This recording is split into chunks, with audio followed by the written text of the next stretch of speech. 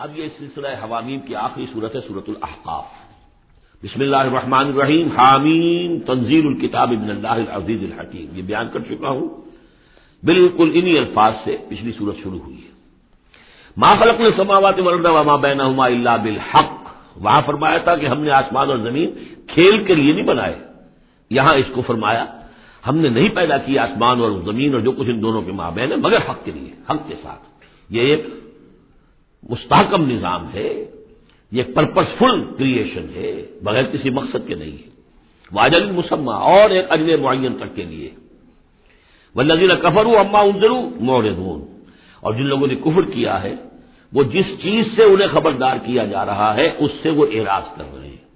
یہاں بھی دیکھیے تقدیم و تاخیر ہے، والذین کفروا معرضون عما انذروا، اصل ترتیب جملے کی یہ بنتی ہے، لیکن جیسا کہ میں نے شروع میں عرض کیا تھا جبکہ میں لیکچر دیے تھے تعارف قرآن پر،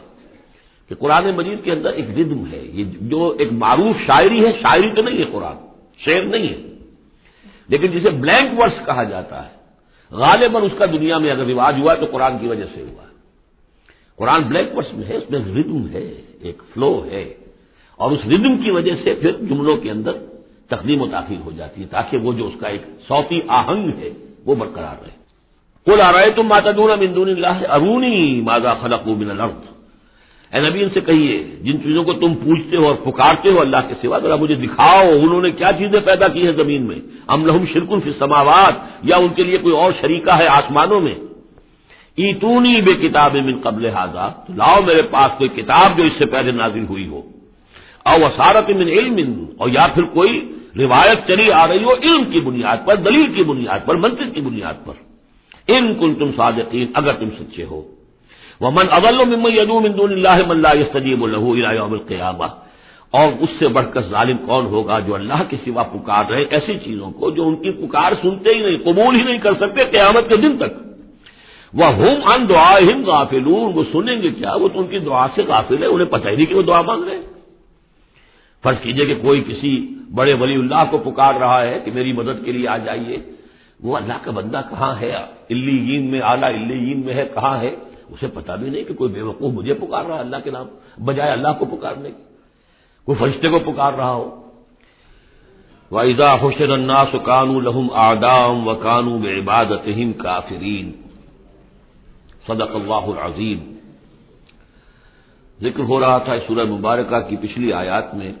کہ ان سے بڑھ کر زیادہ گمراہ کون ہوگا جو اللہ کے سوا ایسی ہستیوں کو پکار رہے ہیں جو نہ ان کی دعا سنتے ہیں نہ دعاؤں کو قبول کر سکتے ہیں قیامت تک، بلکہ وہ ان کی دعاؤں سے غافل ہیں، انہیں معلوم ہی نہیں ہے۔ وَإِذَا حُشِرَ النَّاسُ، جب لوگوں کو جمع کیا جائے گا، كَانُوا لَهُمْ أَعْدَاءً، وہ ان کے دشمن بن جائیں گے کہ تم نے ہمیں شرمسار کیا، ہماری شرمندگی کا تم سبب بن گئے، تم نے ہمیں اللہ کا مد مقابل بنا دیا۔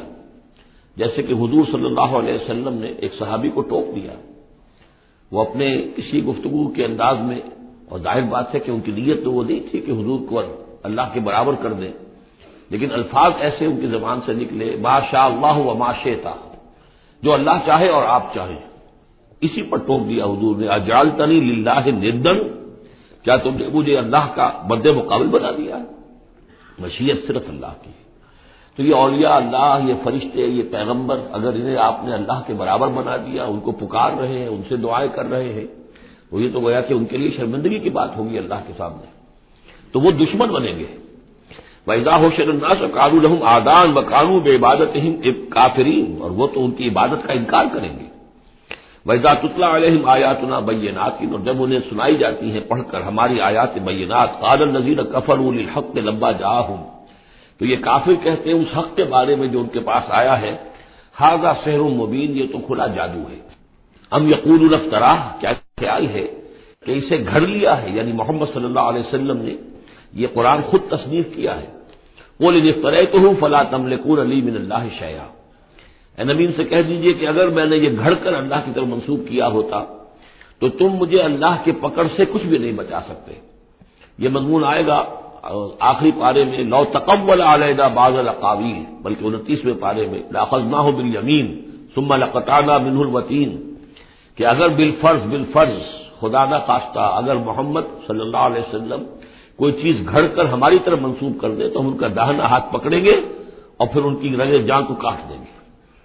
ظاہر بات ہے کہ یہ صرف اس میں جو غصہ ہے وہ ان لوگوں پر ہے جو کہہ رہے تھے۔ هو عالم بما تفیضون فیہ، اللہ تعالیٰ خوب جانتا ہے جن چیزوں میں تم لگے ہوئے، جو کچھ تم کہہ رہے ہو، جو تمہارا ظاہری قول ہے اس کو بھی جانتا ہے، اور جو تمہارے دل میں چھپا ہوا اسے بھی جانتا ہے۔ کفا بہ شہیدا بینی و بینکم، اور وہ کافی ہے بطور گواہ میرے اور تمہارے مابین، وہ جانتا ہے کہ میں اس کا رسول ہوں، اس نے میرے پاس وحی بھیجی ہے۔ وہو الغفور الرحیم، اور وہ بخشنے والا ہے، رحم فرمانے والا۔ قل ما کنت بدعا من الرسل، اے نبی ان سے یہ بھی کہیے کہ میں کوئی نیا نویلا رسول تو نہیں ہوں، کوئی پہلا رسول ہوں تو نہیں ہوں میں کہ مجھ سے پہلے کوئی رسول آئے نہ ہوں۔ بہت سے رسول آئے ہیں، ہاں میں آخری رسول ضرور ہوں، لیکن میں کوئی نیا سا رسول تو نہیں ہوں کہ کوئی ایک نئی بات ہو بالکل بدعت، اسی سے وہ بدعت کا لفظ بنا ہے ہمارے ہاں، جو چیز دین میں نہیں ہے اور لا کر اس کو آغاز کر دیا جائے تو در حقیقت وہ بدعت ہے۔ تو ما کنت بدعا من الرسول، جیسے کہ ہم سورہ آل عمران میں پڑھ آئے ہیں، وما محمد الا رسول قد خلت من قبلہ الرسل۔ اسی طریقہ سے عیسیٰ ابن مریم کے بارے میں آیا ہے علیہ الصلوۃ والسلام کہ عیسیٰ ابن مریم کیا ہے، رسول، اور ان سے پہلے بہت سے رسول گزرے ہیں۔ قل ما كنت بدعا من الرسل وما ادري ما يفعل بي ولا بكم، اور مجھے کچھ معلوم نہیں ہے کہ کیا کیا جائے گا میرے ساتھ اور کیا کیا جائے گا تمہارے ساتھ۔ یعنی اس سے مراد یہ نہ سمجھیے کہ حضور کو یہ معلوم نہیں تھا کہ آخرت میں میرے ساتھ کیا کیا جائے گا، وللآخرۃ خیر وابقیٰ، حضور کے لیے تو یقیناً آخرت جو بہت بہتر ہے، لیکن یہ کہ ابھی کیا ہونے والا ہے، کل کیا ہونے والا ہے۔ ظاہر بات ہے کہ طائف آپ گئے تھے تو بڑی امیدیں لے کر گئے تھے نا، لیکن یہ کہ وہاں جا کر جو صورتحال ہوئی گویا کہ وہ حضور کی توقعات کے بالکل خلاف تھی۔ آپ کو تو امید تھی کہ کوئی نہ کوئی بڑا جو وہاں کا سرداروں میں سے کوئی نہ کوئی اگر مان لے گا میری بات کو تو میں پھر اپنا، کیونکہ مکے میں تو اب ابو طالب کا انتقال ہو گیا اور وہی دنیاوی اعتبار سے میرے لیے پروٹیکشن کا ذریعہ تھے، لہذا اب کوئی اگر بڑا رئیس اور بڑا کوئی سردار جو ہے طائف کا وہ ایمان لے آئے تو میں اپنا یہ مرکز وہاں شفٹ کر دوں، لیکن یہ کہ وہاں وہ بات پوری نہیں ہو سکی۔ تو ما ادری ما یفعل بی ولا بکم، مجھے یہ معلوم نہیں ہے کہ کیا کیا جائے گا میرے ساتھ، کیا ہوگا اور کیا ہوگا تمہارے ساتھ۔ ان اتبع الا ما یوحی الیہ، میں تو بس پیروی کر رہا ہوں اس کی جو میری طرف وحی کی جا رہی ہے۔ وما انا الا نذیر مبین، اور میں نہیں ہوں مگر کھلا خبردار کر دینے والا، بس میری حیثیت تو یہ ہے۔ قل ارأیتم ان کان من عند اللہ وکفرتم بہ، اے نبی ان سے کہیے کہ ذرا غور کرو، سوچ لو، اگر ان کان من اللہ، جو چیز اللہ کی طرف سے آئی ہے یہ ہے واقعتاً اللہ کی طرف سے، وکفرتم بہ، اور تم نے اس کا کفر کیا، اس کا نتیجہ کیا نکلے گا؟ یعنی یہ کہ تم سوچو، امکان تو ہے نا، تم کہہ رہے ہو کہ میں نے گھڑ لی ہے، چلیے، حالانکہ دل میں تم جانتے ہو کہ یہ گھڑی بھی کتاب نہیں ہے، اگر گھڑی بھی کتاب ہوتی، انسان کی تصنیف ہوتی تو تم بھی اس کا مقابلہ کرتے، تمہیں چیلنج دیا گیا ہے کہ اس جیسی کتاب بنا لاؤ، اس جیسی ایک صورت ہی بنا لاؤ، تو تمہارے دل میں وہ بات نہیں ہے، لیکن سوچ لو ذرا کہ اگر یہ شے واقعتاً اللہ کی طرف سے ہے، قل ارأیتم ان کان من عند اللہ وکفرتم بہ، اور تم نے اس کا انکار کر دیا، وشہد شاہد من بنی اسرائیل علی مثلہ، اور گواہی دے چکا ہے ایک گواہ بنی اسرائیل میں سے ایک ایسی ہی کتاب کی۔ اصل میں اس میں کافی تفسیر کے اندر اقوال میں اختلاف ہے کہ اس سے مراد جو ہے عام مومنین اہل کتاب ہیں یا حضرت موسیٰ علیہ السلام، اس لیے کہ کتاب استثناء میں جو پیشن گوئی ہے اس میں یہ الفاظ ہیں کہ اے موسیٰ میں ان کے بھائیوں میں سے تیرے مثل ایک پیغمبر اٹھاؤں گا۔ کتاب استثناء کے 18ویں باب کی 18 اور 19ویں آیات ہیں یہ تورات کی، جو عہد نامہ قدیم ہے اس میں، تو گویا کہ مثل ہی، یعنی حضرت موسیٰ کی طرح کے محمد ہے، حضرت محمد کی طرح کے موسیٰ ہیں علیہ الصلوۃ والسلام، کیونکہ صاحب شریعت رسول ہے حضرت موسیٰ علیہ السلام۔ حضرت عیسیٰ صاحب شریعت نہیں ہے، صاحب کتاب ہے، انجیل دی گئی ہے، انجیل میں شریعت نہیں ہے، انجیل میں حکمت ہے، کل ہم پڑھ چکے ہیں جئتکم بالحکمہ، میں تمہارے پاس حکمت لے کر آیا۔ شریعت قانون یہ در حقیقت تورات میں تھی، حضرت موسیٰ علیہ السلام کو دی گئی، اور یا پھر محمد الرسول اللہ صلی اللہ علیہ وسلم کو قرآن دیا گیا اور یہ آخری اور کامل شریعت دی گئی۔ فآمنوا واستكبرتم، تو وہ تو ایمان لے آئے اور تم استکبار کر رہے ہو، یعنی یہود میں سے تو بہت سے علماء ایسے بھی تھے، بہت زیادہ نہیں لیکن تھے، عبداللہ ابن سلام رضی اللہ تعالیٰ عنہ بہت اہم ان کے علماء میں سے تھے، وہ ایمان لائے ہیں، تو وہ تو ایمان لے آئے، فاستكبرتم، اور تم استکبار میں اور گھمنڈ میں پڑے ہوئے ہو۔ ان اللہ لا يهدي القوم الظالمین، اللہ ظالموں کو ہدایت نہیں دیتا۔ وقال الذین کفروا للذین آمنوا لو کان خیرا ما سبقونا الیہ، اور کہا ان لوگوں نے جنہوں نے کفر کی روش اختیار کی ان لوگوں کے بارے میں جو ایمان لائے، کیونکہ ان میں سے زیادہ تر جو حضور کے آس پاس ہوتے تھے، اس لیے کہ بہرحال بڑے بڑے لوگ بھی تھے جو ایمان لائے تھے حضور پر، حضرت عثمان ابن عفان بھی تھے، بڑے گھرانے کے فرد تھے، عبد الرحمن ابن عوف بھی تھے، وہ بھی کوئی غرباء اور فقراء میں سے تو نہیں تھے، طلحہ اور زبیر بھی تھے تو وہ بھی بڑے اونچے خاندانوں سے تھے، لیکن یہ کہ عام طور پر حضور کے آس پاس جو ہوتے تھے یہ لوگ اپنے اپنے کاموں کے اندر بھی مصروف ہوتے تھے، لیکن جو غرباء تھے وہ حضور کے ارد گرد زیادہ موجود رہتے تھے، اور یہ بات بار بار آ چکی ہے حضرت نور کے بیان میں بھی اور پھر حضور کے بارے میں بھی کہ اے محمد تمہارے گرد تو ہم بیٹھے ہوتے ہیں ہمارے کمی کاری لوگ، بڑے گھٹیا لوگ، ہمارے پست طبقات کے لوگ جو ہیں، کوئی غلام ہے ہمارا، کوئی اور یہاں پہ محنت مزدوری کرنے والا ہے، تو ہمارے شایان شان نہیں ہے کہ ہم آپ کے پاس آ کر بیٹھے، یعنی ذرا ان کو اپنے سے دور کرو، جس پر کہ اللہ تعالیٰ نے کئی مرتبہ یہ فرمایا کہ اے نبی آپ ان کی بات پر نہ جائیے، اور کہیں ان اہل ایمان کو کہ جو صبح و شام اللہ کو پکارتے ہیں اور اللہ کی رضا جوئی میں لگے ہوئے ہیں، ان کو کہیں آپ اپنے سے دور نہ کر دیں، اگر ایسا آپ کریں گے تو یہ ظلم ہو جائے گا۔ لیکن بہرحال ان کا کہنا یہ تھا کہ اگر یہ لوگ جو ہیں اگر واقعتاً یہ خیر ہوتا، لو کانا خیرن ما سبقونا، اگر یہ واقعتاً خیر ہوتا قرآن اور یہ دین، تو یہ لوگ جو ہے یہ اس پر سبقت نہ کرتے ہم سے، بڑے ہم ہیں، سمجھدار ہم ہیں، دانشور ہم ہیں، ایلیٹ آف دی سوسائٹی ہم ہیں، تو ہم نے تو پیش قدمی کی نہیں ہے، لیکن یہ لوگ پیش قدمی کر رہے ہیں، تو اس کا مطلب ہے کہ بات بھی گھٹیا ہی ہے جو تم پیش کر رہے ہو، جس کو گھٹیا قسم کے لوگ قبول کر رہے ہیں، یہ طنز ہے اس میں چھپا ہوا۔ وقال الذین کفروا للذین آمنوا لو کان خیرا ما سبقونا وَإِذْ لَمْ يَهْتَدُوا بِهِ فَسَيَقُولُونَ هَذَا إِفْكٌ قَدِيمٌ، اور جب یہ اس قرآن کے ذریعے سے ہدایت نہیں پا رہے تو کہتے ہیں کہ یہ تو گھڑی ہوئی چیز ہے، افک ہے، پرانی شے ہے۔ وَمِن قَبْلِهِ كِتَابُ مُوسَىٰ إِمَامًا وَرَحْمَةً، حالانکہ اس سے پہلے موسیٰ کی کتاب موجود تھی اور اب بھی ہے، امامًا ورحمہ، وہ بھی رہنمائی کرنے والی ہے اور رحمت ہے۔ وَهَٰذَا كِتَابٌ مُصَدِّقٌ لِسَانًا عَرَبِيًّا، اور یہ کتاب نازل ہوئی ہے اس کی تصدیق کرتے ہوئے، یعنی تصدیق دونوں معنی میں، ایک تو کہ قرآن تصدیق کرتا ہے کہ تورات اللہ کی کتاب تھی، اللہ کی کتاب ہے، اگرچہ اس میں تحریف کر دی گئی ہے لیکن بہرحال اللہ کی کتاب تھی۔ انا انزلنا التوراۃ فیہا ھدی ونور، ہم نے تورات نازل کی تھی، اس میں ہدایت بھی تھی، نور بھی تھا۔ پھر انجیل کے بارے میں فیہ ھدی ونور، قرآن دونوں کی تصدیق کرتا ہے۔ دوسری یہ کہ تورات میں اور انجیل میں جو پیشین گوئیاں تھیں ان کا مصداق بن کر قرآن آیا ہے، تو قرآن مصدق ہے، لسانً عربی، اور بڑی ہی عمدہ فصیح اور بلیغ عربی زبان میں ہے، لینذر الذین، تاکہ خبردار کر دے ان لوگوں کو ظلموا جنہوں نے کہ کفر کی روش اختیار کی، خبردار کر دینے کی ذمہ داری ہے، اور اسی لیے یہ جو آسان زبان میں ہم نے اس کو اتارا ہے تاکہ ہر شخص تک یہ بات پہنچ جائے۔ وبشریٰ للمحسنین، اور جو ایمان اور اسلام اور احسان کی روش اختیار کریں ان کے لیے یہ بشارت بن جائے۔ ان الذین قالوا ربنا اللہ ثم استقاموا فلا خوف علیہم ولا هم یحزنون، یقیناً وہ لوگ، یہ وہی الفاظ آ گئے جو سورہ حامیم و سجدہ میں آئے تھے، جنہوں نے کہا ہمارا رب اللہ ہے پھر اس پر جم گئے، اور میں نے عرض کیا تھا وہ پھر دوبارہ عرض کر رہا ہوں کہ اس استقامت میں قیامت مضمر ہے، جنہوں نے کہا ہمارا رب اللہ پھر اس پر جم گئے، یعنی پھر راضی برضائے رب رہنا، اسی پر توکل کرنا، اسی کی رضا جوئی کو اپنی زندگی کا مقصد بنانا، پھر اس کی اطاعت کرنا، اس کے احکام کی پابندی کرنا،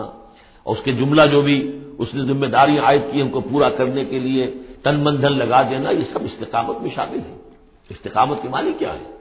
جیسے کہ میں نے آپ کو بتایا تھا کہ حضور سے ایک صاحب نے یہ پوچھا، بلکہ کہا فرمائش کی کہ مجھے تو کوئی ایک بات ایسی بتا دیجیے جس سے میں پلے باندھ لوں، میں زیادہ لمبی چوڑی باتیں نہیں سمجھ سکتا۔ حضور نے فرمایا قل آمنت باللہ ثم استقم، کہو کہ میں ایمان لایا اللہ پر پھر جم جاؤ، تھک جائے تمہارا دل اس کے اوپر کہ واقعتاً پالن ہار وہی ہے، پروردگار وہی ہے، حاجت روا وہی ہے، مشکل کشا وہی ہے، اور وہ ہماری دعاؤں کا سننے والا وہی ہے۔ پھر یہ کہ اسی کے لیے انسان ہمتاً اپنے آپ کو وقف کر دے، ان صلاتی و نسکی و محیای و مماتی للہ رب العالمین۔ ان الذین قالوا ربنا اللہ ثم استقاموا فلا خوف علیہم ولا هم یحزنون،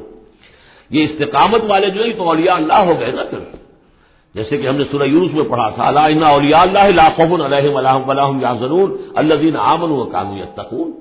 جو ایمان لائے اور اس پر مستقیم ہو گئے، قائم ہو گئے، جازم ہو گئے، اصل وہی تو اللہ کے ولی ہیں، وہی اللہ کے دوست ہیں، ان کے لیے نہ کوئی خوف ہے نہ وہ کسی حزن سے دوچار ہوں گے۔ اولئک اصحاب الجنت خالدین فیہا، وہ جنت والے لوگ ہیں، اس میں رہیں گے ہمیشہ ہمیش، جزاء بما کانوا یعملون، اور یہ جزا ہوگا ان کے اعمال کا۔ یہ بات کئی دفعہ میں نے واضح کی ہے کہ بندے کو یہ سمجھنا چاہیے، اور یہی بندے کہیں گے جنت میں داخل ہونے کے بعد بھی کہیں گے اللہ کے نیک بندے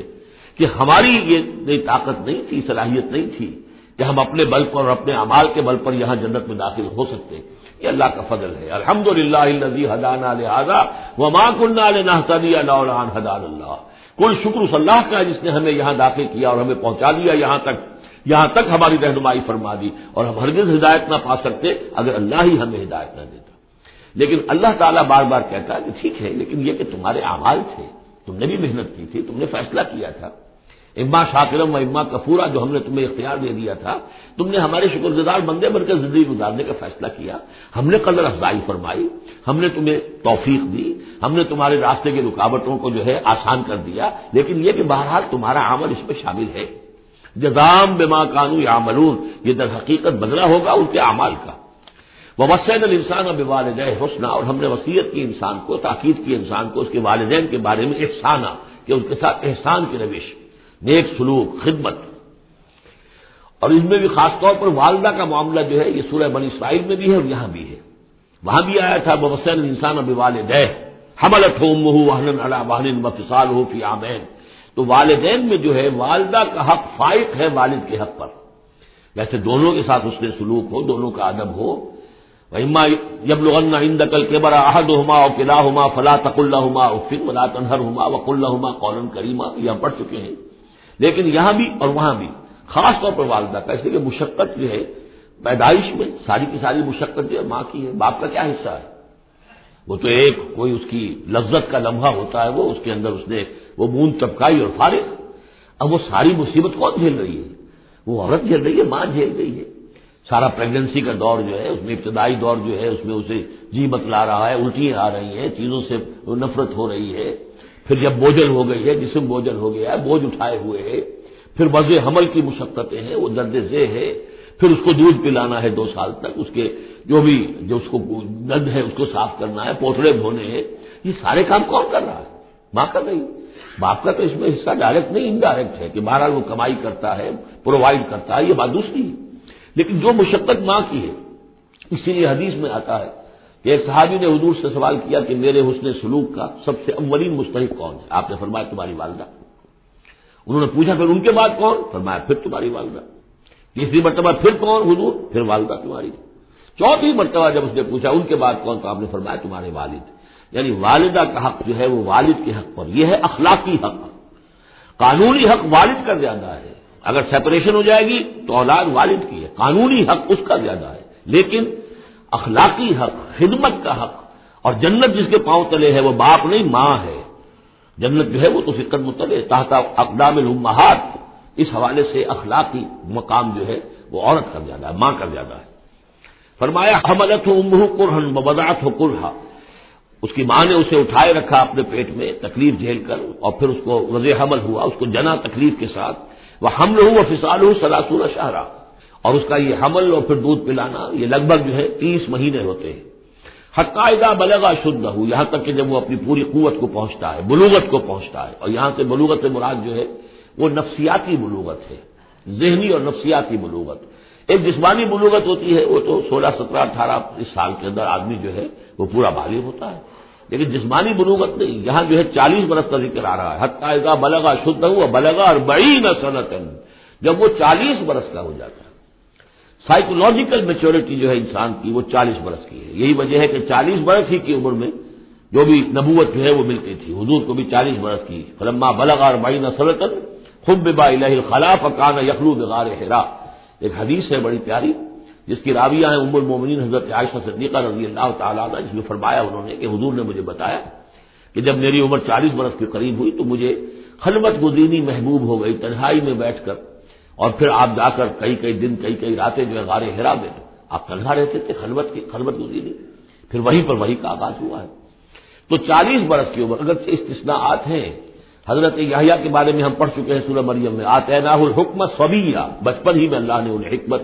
عطا فرما دی، اور ان کو جو بھی وہ میچورٹی ہے اللہ نے بہت ابتدائی عمر میں عطا فرما دی۔ حضرت عیسیٰ کا معاملہ بھی ایسا ہی ہے، لیکن عام قاعدہ قانون وہی ہے 40 برس کا۔ حتیٰ اذا بلغ اشدہ وبلغ 40 سنة قال رب اوزعنی ان اشکر نعمتک التي انعمت علی وعلی والدی، تو وہ کہتا ہے کہ میرے پروردگار میری قسمت یہ بنا دے، یہ میرا نصیب فرما دے، مجھے اس کی توفیق دے کہ میں شکر ادا کر سکوں تیرے انعامات کا جو مجھ پر ہوئے اور میرے والدین پر ہوئے، وان اعمل صالحا ترضاہ، اور یہ کہ میں ایسے عمل کروں اچھے جو تجھے پسند آئے، جنہیں تو پسند کرے، وہ اصلح لی فی ذریتی، اور پھر یہ کہ میرے لیے میری اولاد میں بھی بہتری پیدا کر دے۔ ایک تو یہ ہوتا ہے کہ اصلح لی ذریتی، میری اولاد کی اصلاح کر دے، انہیں صالح بنا دے، لیکن یہاں پہ انداز جو ہے ذرا دیکھیے، اصلح لی فی ذریتی، اس لیے کہ اولاد صالح ہوگی تو اس کا فائدہ مجھے بھی پہنچے گا، اس لیے کہ اگر اولاد جو ہے وہ صالح ہے اور نیک ہے تو اس سے یقیناً انسان جو ہے وہ دعائیں کریں گے، استغفار کریں گے، اور ان کے جو اعمال صالحہ ہیں، چونکہ باپ نے کوئی تربیت اچھی دی تھی تو ان کے اعمال صالحہ سے بھی اس کے اپنے حساب کے اندر بھی ادراج ہوتا رہے گا نیکیوں کا۔ تو اصلح لی فی ذریتی، میری ذریت میں، میری نسل میں میرے لیے اصلاح فرما دے، یعنی ان کی اصلاح فرما جس سے کہ خود مجھے بھی فائدہ پہنچے۔ اسی بالکل یہی مفہوم ہے کہ جو ہم نے سورہ الفرقان میں پڑھا ہے،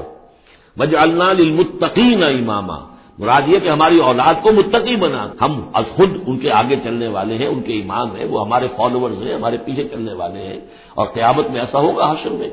آدمی اٹھیں گے اور ان کے پیچھے ان کی نسلیں چلی آ رہی ہیں، تو ہمارے پیچھے آنے والے ہیں وہ نیک ہوں، متقی ہوں۔ وَأَصْلِحْ لِي فِي ذُرِّيَّتِي إِنِّي تُبْتُ إِلَيْكَ، میں تیری جناب میں توبہ کرتا ہوں، رجوع کرتا ہوں، وَإِنِّي مِنَ الْمُسْلِمِينَ، اور یقیناً میں تیرے فرما برداروں میں سے ہوں۔ أُولَٰئِكَ الَّذِينَ نَتَقَبَّلُ عَنْهُمْ أَحْسَنَ مَا عَمِلُوا، یہ وہ لوگ ہیں جن سے ہم ان کے بہترین اعمال قبول فرمائیں گے،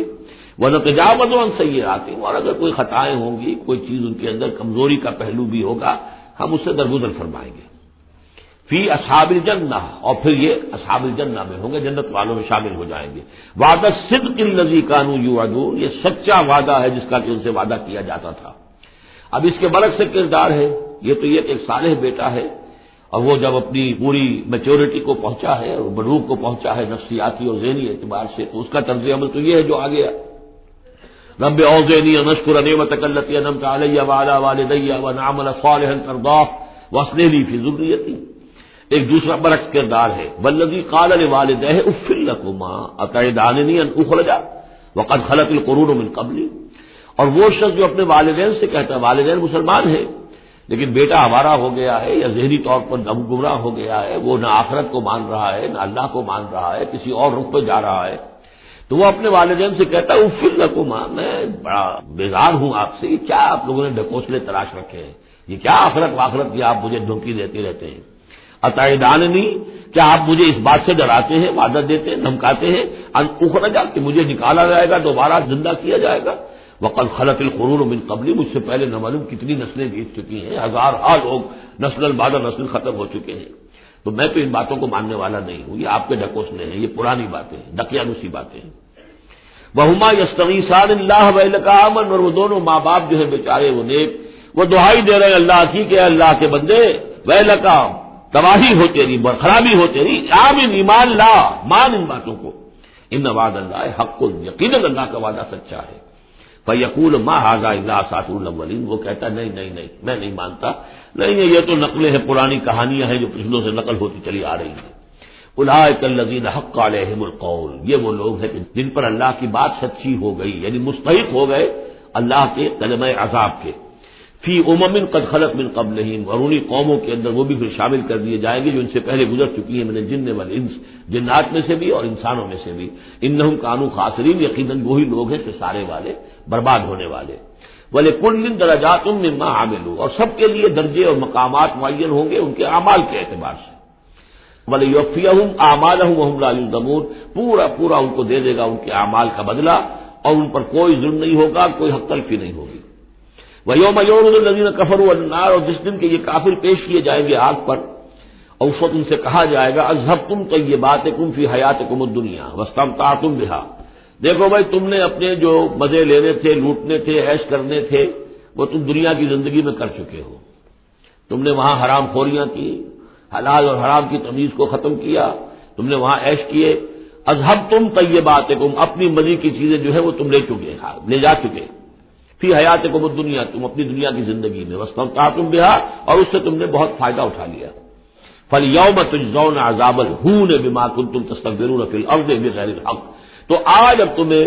بہت ہی اہانت آمیز عذاب دیا جائے گا، ذلت کا عذاب، بسبب اس تکبر کے جو تم کرتے رہے ہوئے زمین میں ناحق، وَبِمَا كُنتُمْ تَفْسُقُونَ، اور جو تم نے وہاں پر نافرمانیاں کی ہیں اور ہمارے احکام کو توڑا ہے۔ وَاذْكُرْ أَخَا عَادٍ، اور ذرا تذکرہ کیجئے اخا عاد، عاد قوم عاد کے بھائی کا، یعنی حضرت ہود علیہ الصلوۃ والسلام، اذ انذر قومہ بالاحقاف، جبکہ انہوں نے اپنی قوم کو خبردار کیا احقاف میں، یہ احقاف کا علاقہ تھا بالکل جنوبی ساحل جو ہے جزیرہ نما عرب کا، اس کے ساتھ، اور اب وہاں پر بہت ہی سخت قسم کا، وہ بدترین قسم کا صحرا ہے احقاف۔ وقد خلت النذر من بین یدیہ ومن خلفہ، ان سے پہلے بھی، ان کے سامنے بھی اور بہت سے خبردار کرنے والے آئے تھے۔ یہ میں نے عرض کیا تھا کہ انبیاء متعدد آ کر پھر آخری کو رسول آتا تھا کہ جو پھر آخری اتمام حجت کرتا تھا۔ اللہ تعبدوا الا اللہ، انہوں نے یہی دعوت دی تھی کہ مت پوجو کسی کو سوائے اللہ کے۔ انی اخاف علیکم عذاب یوم عظیم، مجھے اندیشہ ہے تمہارے اوپر، تمہارے بارے میں کہ ایک بڑے دن کا عذاب تم پر آئے گا۔ قالوا اجئتنا لتافکنا عن آلہتنا، انہوں نے کہا کہ کیا تم اس لیے آئے ہو اے ہود کہ تم ہمیں اپنے معبودوں سے برگشتہ کر دو؟ فاتنا بما تعدنا ان کنت من الصادقین، تو اگر تم سچے ہو تو جس عذاب کی دھمکی ہمیں دے رہے وہ لے آؤ۔ قال انما العلم عند اللہ، انہوں نے کہا کہ اس کا علم تو اللہ کے پاس ہے، کل علم اللہ کے پاس ہے، وہ عذاب آئے گا، کب آئے گا، کس صورت میں آئے گا میں نہیں جانتا، وہ اللہ جانتا ہے۔ وَأُبَلِّغُكُم مَّا أُرْسِلْتُ بِهِ، اور میں تو تمہیں پہنچا رہا ہوں وہ جو اس نے مجھے دے کر بھیجا ہے، جو پیغام اس نے دیا میں پہنچا رہا ہوں، میرا کام انذار ہے، ابلاغ ہے، پہنچا دینا ہے، واضح کر دینا ہے۔ وَلَٰكِنِّي أَرَاكُمْ قَوْمًا تَجْهَلُونَ، لیکن میں دیکھ رہا ہوں کہ تم نے بہت جہالت کی روش اختیار کر لی ہے، بجائے اس کے کہ میری بات پر غور کرو، دیکھو، سوچو، دل میں اترے تو اسے قبول کرو، تم نے تو گویا کہ ادھار کھائے بیٹھے ہو اس کی نفی پر اور اس کو نہ ماننے پر، تو تم جہالت پر اتر آئے ہو۔ فلما رآہ عارضا مستقبل اودیتہم، تو عذاب الہی جب آیا، اس کے آثار جب آئے تو وہ ایک ایسی صورت میں تھے کہ جو ہے کہ بادل آ رہے ہیں، تو جب دیکھا انہوں نے اس کو یعنی عذاب کو، رآہ ہو یہ وہ عذاب کے لیے ضمیر ہے، عارضاً کہ اس کو ہم نے ایک ابر کی صورت میں بھیجا، مستقبل اودیتہم جو ان کی وادیوں کی طرف چلا آ رہا تھا، سامنے آ رہا تھا۔ قالوا هذا عارض ممطرنا، کہ یہ تو بادل آ گئے، ابر ہے، اب بارش ہوگی، جل تھل ہو جائیں گے، مطر آ رہی ہے۔ بل هو مستعجلتم به، نہیں یہ تو وہ شے جس کی تم نے جلدی مچائی تھی کہ لے آؤ عذاب اگر لا سکتے ہو۔ ریح فیہا عذاب علیم، وہ ایک جھکڑ تھا جس کے بارے میں آئے گا سورۃ الحاقہ میں کہ سخر علیہم سبع لیال وثمانیۃ ایام، 7 رات اور 8 دن مسلسل وہ جھکڑ چلا ہے۔ ریح فیہا عذاب علیم، وہ جھکڑ ہے جس میں بہت بڑا عذاب ہے۔ تدمر کل شیء بامر ربھا، وہ ہر شے کو اپنے رب کے حکم سے اٹھا کر پٹکتی تھی، وہ ہوا جو ہے اٹھاتی تھی اور پٹکتی تھی۔ تدمر، جیسے کسی درخت کی جڑ سے اکھاڑا جائے پھر پھینک دیا جائے، اور وہ چونکہ تھے بھی بڑے طویل القامت لوگ،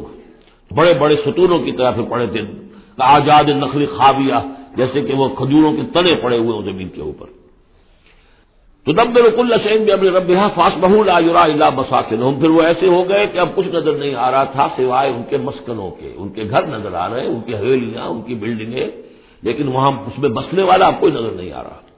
کذالک نجزی القوم المجرمین، اسی طرح ہم بدلہ دیا کرتے ہیں مجرموں کی قوم کو۔ وَلَقَدْ مَكَّنَّاهُمْ فِي مَاءٍ مَّكَّنَّاكُمْ فِيهِ،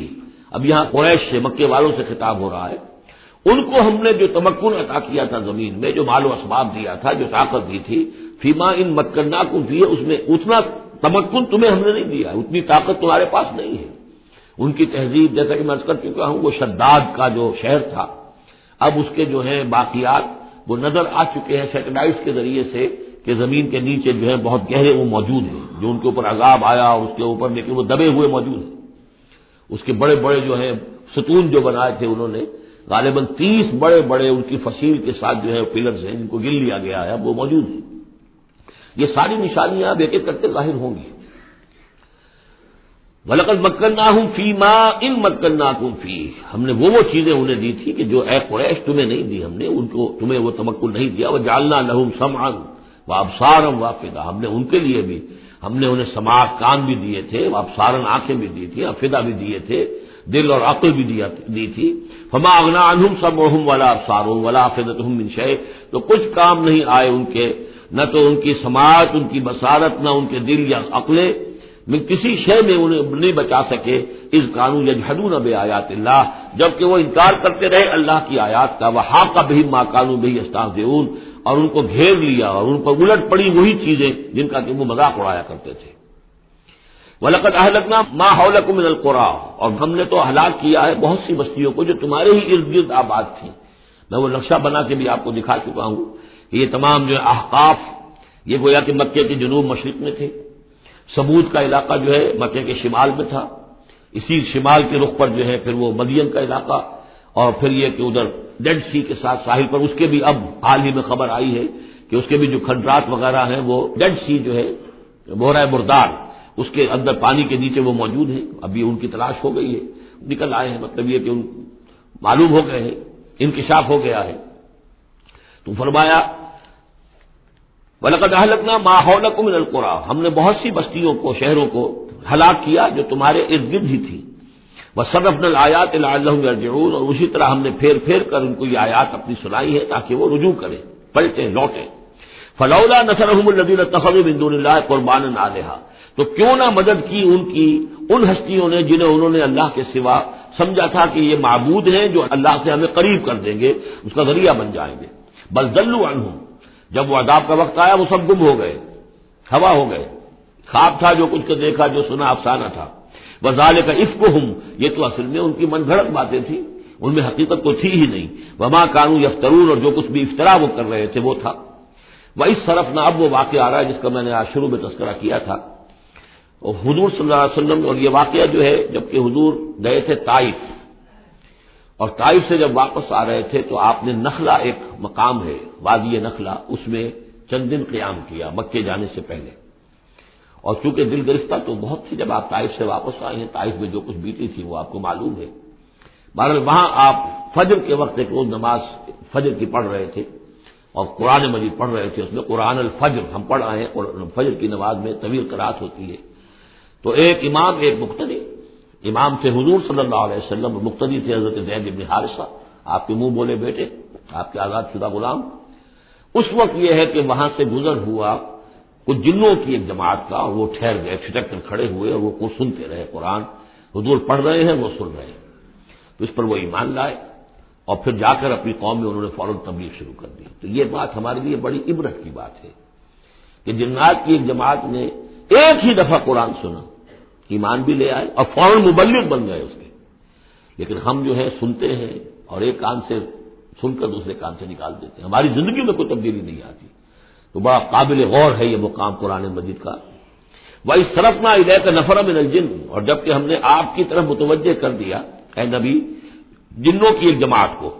یستمعون القرآن، کہ وہ قرآن سننے لگے. فلما حضروہ، جب وہاں وہ پہنچے، قالوا انصتوا، انہوں نے کہا چپ ہو جاؤ، خاموش ہو، سنو، توجہ سے سنو.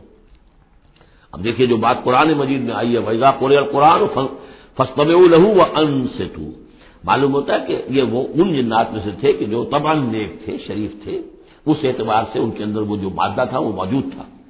بلکہ آگے چل کر معلوم ہوگا کہ وہ حضرت موسیٰ علیہ السلام کے ماننے والے تھے. ان پر گویا کہ وہ اہل کتاب جنات تھے. تو انہوں نے جب سنا تو بڑی توجہ کے ساتھ جو ہے وہ سننے لگے اور کہا خاموش ہو جاؤ، سنو توجہ سے. فلما قضی،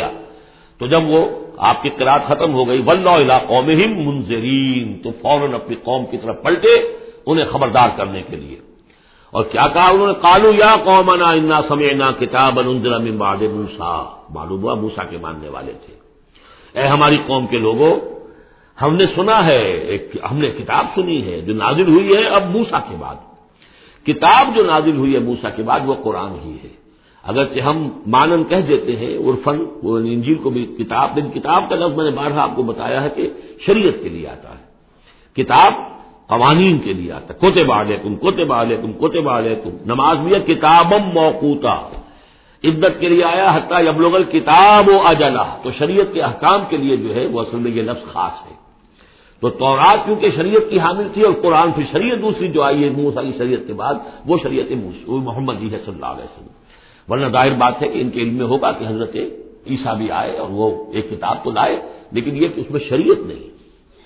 قالوا یا قومنا انا سمعنا کتابا انزل من بعد موسیٰ مصدقا لما بین یدیہ، اور یہ تصدیق کرتے ہوئے آئی ہے اس کی جو اس کے سامنے موجود ہے، یعنی تورات، یہدی الی الحق، اور یہ رہنمائی کر رہی ہے حق کی طرف، وَإِلَىٰ طَرِیقٍ مُسْتَقِیمٍ، اور ایسے راستے کی طرف جو بالکل سیدھا ہے، صراط مستقیم، صراط بھی راستہ، طریق بھی راستہ، سبیل بھی راستہ، سواء سبیل سیدھا راستہ، صراط مستقیم سیدھا راستہ، طریق مستقیم۔ یا قومنا اجیبوا داعی اللہ، اے ہماری قوم کے لوگوں، اللہ کی طرف پکارنے والے کی پکار پر لبیک کہو، مانو، ایمان لاؤ، وآمنوا بہ یغفر لکم من ذنوبکم، تو ان پر ایمان لاؤ تاکہ اللہ تعالیٰ جو ہے تمہارے گناہوں کو بخش دے، وَيُجِرْكُم مِّنْ عَذَابٍ علیم، اور تمہیں بچا دے عذاب علیم سے، دردناک عذاب سے۔ وَمَن لَّا يُجِبْ دَاعِيَ اللَّهِ فَلَيْسَ بِمُعْجِزٍ فِي الْأَرْضِ، اور جو نہیں لبیک کہتا اللہ کی طرف پکارنے والے کی پکار پر، تو وہ پھر فَلَيْسَ بِمُعْجِزٍ، وہ اللہ تعالیٰ کو ہرا نہیں سکے گا، شکست نہیں دے سکے گا زمین میں، وَلَيْسَ لَهُ مِن دُونِهِ أَوْلِيَاء، اور نہیں ہوں گے اس کے لیے کوئی ایسے اس کے رفیق اور اس کے پشت پناہ اور مددگار جو اسے اللہ کی پکڑ سے بچا سکے۔ اولئک فی ضلال مبین، یہ لوگ تو گویا کہ کھلی گمراہی کے اندر ہوں گے۔ اب یہ بات جو ہے جیسا کہ میں نے اس کے قابل غور ہے ہمارے لیے۔ اب ظاہر بات ہے کہ داعی جب تک نبوت کا سلسلہ جاری تھا وہ اللہ کے نبی ہوتے تھے، اب حضور کے بعد اب داعی جو ہوں گے وہ امت میں سے ہوں گے، کوئی اٹھے گا اللہ کا بندہ، پھر دین کی دعوت دے گا، پھر قرآن کی طرف بلائے گا، پھر لوگوں سے کہے گا کہ آؤ چلو اس راستے پر چلو، اللہ کے دین کا راستہ یہ ہے، اقامت دین کی جد و جہد میں لگو، اس کے لیے اپنے تن بندھن لگاؤ، ان صلاتی و نسکی و محیایا و مماتی للہ رب العالمین۔ اب نبی تو کوئی نہیں آئے گا سوائے ان کے جو دجال ہیں، جھوٹے نبی ہیں جنہوں نے دعوے کیے ہیں، وہ تو چھوڑ دیجیے ان کو، لیکن نبی نہیں آنے والا، نبوت کا دروازہ بند ہو چکا، لیکن دعوت اللہ کا دروازہ بند نہیں ہوا ہے، اس کا سلسلہ بند نہیں ہوا، بلکہ اب تو اس امت کے ذمے بحثیت مجموعی کو ذمہ داری لگا دی گئی۔ وَكَذَلِكَ جَعَلْنَاكُمْ أُمَّةً وَسَطًا لِتَكُونُوا شُهَدَاءَ عَلَى النَّاسِ وَيَكُونَ الرَّسُولُ عَلَيْكُمْ شَهِيدًا، تمہارے ذمے ہے۔ كُنتُمْ خَيْرَ أُمَّةٍ أُخْرِجَتْ لِلنَّاسِ تَأْمُرُونَ بِالْمَعْرُوفِ وَتَنْهَوْنَ عَنِ الْمُنكَرِ وَتُؤْمِنُونَ بِاللَّهِ أَوَلَمْ يَرَوْا أَنَّ اللَّهَ الَّذِي خَلَقَ السَّمَاوَاتِ وَالْأَرْضَ وَلَمْ يَعْيَ بِخَلْقِهِنَّ، کیا انہوں نے دیکھا نہیں، غور نہیں کیا؟ وہ اللہ جس نے آسمانوں اور زمین کی تخلیق فرمائی اور وہ تھکا نہیں، ہارا نہیں اس سے، ان کی تخلیق سے، یعنی جیسے کہ سورہ قاف میں ہم پڑھیں گے افعینا بالخلق الاول، کیا ہم عاجز آ گئے ایک دفعہ بنانے کے بعد، ہماری ساری جو بھی کریٹو ایکٹیویٹی تھی اور کریٹو پوٹینشیل ہمارا ختم ہو گیا، ایگزاسٹ ہو گیا، ہم دوبارہ نہیں بنا سکتے تمہیں۔ تو لم یا بخلقہن، وہ عاجز نہیں آ گیا ان کی تخلیق سے، اب اس کی جو خلاقی کی قوت ہے وہ ختم نہیں ہو گئی ہے۔ بقادر علی ان یحیی الموتى، تو کیا وہ قادر نہیں ہوگا اس پر کہ مردوں کو زندہ کر دے؟ بلا، کیوں نہیں، انہ علی کل شیء قدیر، یقیناً وہ ہر چیز پر قادر ہے۔ وَيَوْمَ يُعْرَضُ الَّذِينَ كَفَرُوا عَلَى النَّارِ، اور جس روز کے پیش کیے جائیں گے یہ کافر آگ پر، أَلَيْسَ هَذَا بِالْحَقِّ، اس وقت سوال کیا جائے گا یہ ہے حق، یہ حقیقت ہے یا نہیں؟ تم ڈھکوسلا کہتے تھے، تم کہتے تھے کہ ایسی ہمیں دھونس دی جا رہی ہے، کوئی جہنم وغیرہ نہیں، کوئی حساب کتاب نہیں، کوئی جزا و سزا نہیں، کوئی بات بعد الموت نہیں، أَلَيْسَ هَذَا بِالْحَقِّ، کیا یہ حقیقت نہیں ہے؟ قالوا بلا وربنا، وہ کہیں گے کیوں نہیں، ہمارے پروردگار تیری قسم یہ حق ہے۔ قال فذوقوا العذاب بما كنتم تكفرون، تو اللہ فرمائے گا چکھو اس عذاب کا مزہ اپنے اس کفر کی پاداش میں جو تم کرتے رہے ہو، فاصبر۔ اب آخری بات حضور سے، فاصبر کما صبر اولو العزم من الرسل، اے محمد صلی اللہ علیہ وسلم آپ بھی صبر کیجئے جیسے کہ ہمارے اولو العزم رسول آپ سے پہلے صبر کرتے رہے۔ یہ اولو العزم من الرسل عام طور پر خیالیہ کے 5 ہیں، بعض حضرات 7 شمار کرتے ہیں، حضرت ہود حضرت صالح کو بھی شامل کرتے ہیں، لیکن 5 پر چونکہ اسی سلسلہ سور کی صورت سورہ شورى جس میں 5 کا ذکر ہے۔ شرع لکم من الدین ما وصى به نوحا والذی اوحینا الیک وما وصینا به ابراہیم وموسیٰ وعیسیٰ، حضرت نوح، حضرت ابراہیم، حضرت موسیٰ، حضرت عیسیٰ اور حضرت محمد صلی اللہ علیہ وسلم علیہ السلام، یہ اولو العزم من الرسل ہیں۔ اور اس میں جو یوں سمجھیے کہ عزم اور صبر کا معاملہ جو ہے اس میں ایک اعتبار سے حضرت نوح سب سے آگے ہے، 950 برس تک جو ہے انہیں صبر کرنا پڑا، فلبث فیہم 1000 سنۃ الا 50 عاما۔ اور ایک ذاتی تکلیف اس میں حضرت ایوب علیہ السلام، ان کو جس کو ذاتی تکلیف، بیماری، نہایت ہی تکلیف دہ بیماری، تو اس میں ان کا صبر ایوب اس اعتبار سے مشہور ہے۔ فاصبر کما صبر اولو العزم من الرسل، صبر کیجئے جیسے کہ ہمارے اولو العزم پیغمبر صبر کرتے رہے، ولا تستعجل لهم، اور ان کے لیے جلدی نہ کیجئے۔ کیا مطلب؟ یہ خیال جو کبھی شاید حضور کے دل میں بھی آ جاتا ہو، لیکن یہ کہ دوسرے مسلمانوں کے دلوں میں آنا تو بالکل قرین قیاس ہے کہ اللہ تعالیٰ ان کو پکڑتا کیوں نہیں؟ یہ کس طریقے سے بلال کو کیسے مار رہا ہے یہ امیہ ابن خلف، اللہ تعالیٰ اس کا ہاتھ چھل کیوں نہیں کر دیتا؟ وہ تو علی کل شیء قدیر ہے، اور اس قوم کو کب تک یہ مہلت دی جائے گی؟ کیوں نہیں ان پر عذاب آ جاتا جیسے کہ عذاب آیا تھا پچھلی قوموں کے اوپر؟ فرمایا نہیں، ولا تستعجل۔ پچھلی سورت بھی اسی پر ختم ہوئی تھی کہ اے نبی اہل ایمان سے یہ کہیے کہ ذرا ان کو ابھی معاف کریں، ابھی ان کو کچھ عرصے کے لیے، کیونکہ جو ہمارا ابھی فیصلہ جو ہے وہ یہ ہے کہ ابھی وہ وقت عذاب کا نہیں آیا ہے، تو ابھی یہ ذرا درگزر کرتے رہیں۔ وہی بات یہاں خاص طور پر واحد کے صیغے میں خطاب کر کے حضور سے کہی جا رہی ہے، فاصبر کما صبر اولو العزم من الرسل ولا تستعجل لهم، ان کے لیے جلدی نہ کیجیے۔ کانہم یوم یرون ما یوعدون، جس دن کے یہ دیکھیں گے اس عذاب کو، جب عذاب آئے گا تو ایسے محسوس کریں گے لم یلبسوا الا ساعۃ من نہار، کہ نہیں رہے تھے مگر دن کی کسی ایک حصے میں، ایک گھڑی دن کی صرف۔ بلاغ، یہ ہے پہنچا دینا، ھذا بلاغ، لیکن ھذا یہاں پر محذوف ہو گیا، ھذا بلاغ، بلاغ یہ پہنچا دینا ہے۔ فہل یہلک الا القوم الفاسقون، تو ہلاک تو وہی کیے جائیں گے، کون ہلاک کیا جائے گا سوائے ان کے کہ جو نافرمان لوگ تھے۔ یہاں یہ جو 8